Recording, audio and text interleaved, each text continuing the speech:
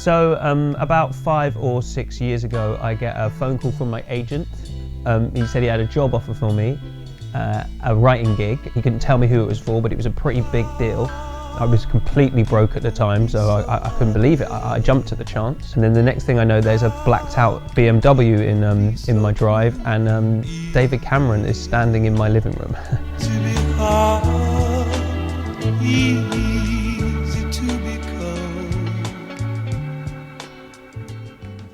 The coalition had just been elected into power. Ed Miliband had just been elected leader of the Labour Party, and DC David wanted to up his game in the House of Commons. He told me his previous joke writer, Lee Francis, had left due to the success of the Keith Lemon character. You know, I was obviously very torn at first. You know, I really like Ed. I'm not a Tory man at all, but well, I was broke and no one else was employing me, so. And we developed this technique for his delivery, like how he would deliver the put down. So what he'd do is he'd sort of do the setup, looking back at the people in his party, almost like it was conversational. Because they've been told not to talk about immigration. They can't talk about their leader because he's a complete waste of space. And then he'd lean into the mic and almost shout the punchline, like bam. No wonder for Labour MPs this year it's a silent night. He'd sit straight back down afterwards, which I always thought was his version of dropping the mic. He was very much like, keep it simple, Gabe.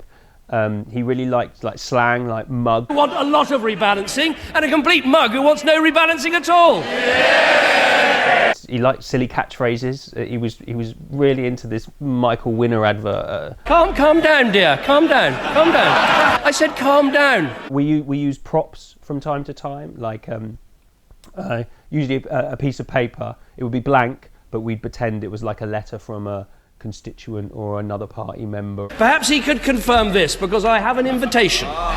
He is going to make a major speech tomorrow, and I've got the invitation.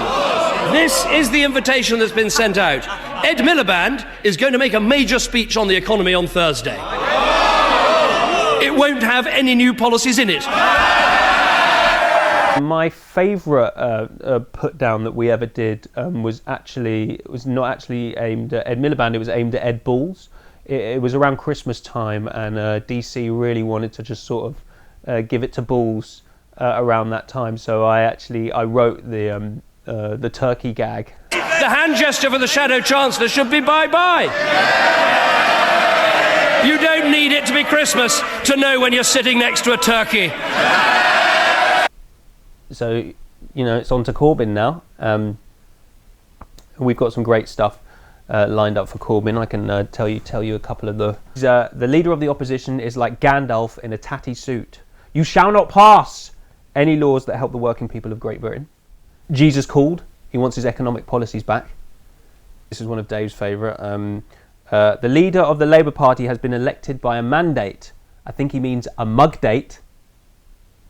Do I regret it? Do I feel bad about any of it?